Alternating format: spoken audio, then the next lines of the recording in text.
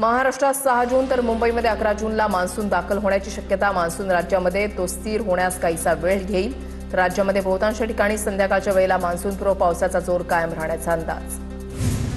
मध्य रेल्वेच्या आडगाव स्थानकावर नवीन इंटरलॉकिंग आणि जुने पॅनल काढण्याचं काम उद्या दुपारी 2 ते रविवारी सकाळी 3 पर्यंत कसारा ते आसनगाव दरम्यान तब्बल 14 तासांचा विशेष पॉवर ब्लॉक घेण्यात येणार.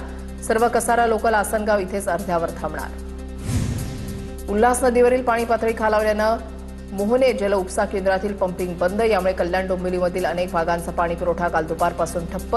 नागरिक हवालदिल अद्याप मान्सून दाखल न झाल्यानं शहरावर भीषण पाणी संकट. पिंपरी चिंचवडकरांना पाणी पुरवठा करणाऱ्या पवना धरणामध्ये 24.07% इतकाच पाणीसाठा शिल्लक. धरणातील पाण्याचं बाष्पीभवन मोठ्या प्रमाणावर होऊन पाणी पातळी कमी. वेळेमध्ये पाऊस पडला नाही तर नागरिकांना पाणी टंचाईला सामोरं जावं लागणार. कासारसाई धरणाच्या पाणलोट क्षेत्रामध्ये फक्त 27.15% पाणीसाठा शिल्लक. कासारसाई पाटबंधारे खात्याकडून पाणी जपून वापरण्याचं आवाहन. पाण्याची टंचाई होऊ नये यासाठी कासारसाई धरण प्रशासनाकडून दक्षता. उन्नत नाशिक अभियानाच्या अंतर्गत नाशिकमध्ये पर्यावरण आणि स्वच्छता मोहीम. नाशिकमधील नंदिनी नदी महास्वच्छता अभियान. मंत्री गिरीश महाजन यांची उपस्थिती. पर्यावरण दिनानिमित्त नंदिनी नदीची स्वच्छता.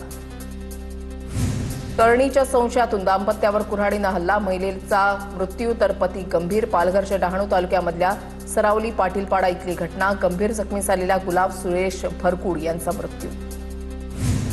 नसरापूर लैंगिक अत्याचार प्रकरण. मृत्यूपूर्वी चिमुकलीवर क्रूरपणे लैंगिक अत्याचार. ससूनच्या डॉक्टरांची कोर्टामध्ये साक्ष.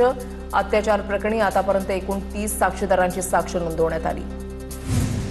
हिंजवडी ते शिवाजीनगर मेट्रोचा पहिला टप्पा 30 जूनपर्यंत सुरू करा. मुख्यमंत्र्यांचे पीएमआरडीएला आदेश. मुख्यमंत्री देवेंद्र फडणवीस यांनी मे महिन्यामध्ये मेट्रो सुरू होणार असं म्हटलं होतं, मात्र काम न झाल्यानं मेट्रोला विलंब झाला. नागपुरात ढगाळ वातावरणातही नागरिकांना उष्णतेचा त्रास. काही दिवसांपासून विदर्भामध्ये ऊन सावल्यांचा खेळ सुरू. गुरुवारी ब्रह्मपुरी इथे राज्यामध्ये सर्वाधिक 44.2 अंश सेल्सिअस तापमानाची नोंद. तर नागपूरच्या तापमानाचा पारा हा 42.6 अंशांवर पोहोचला.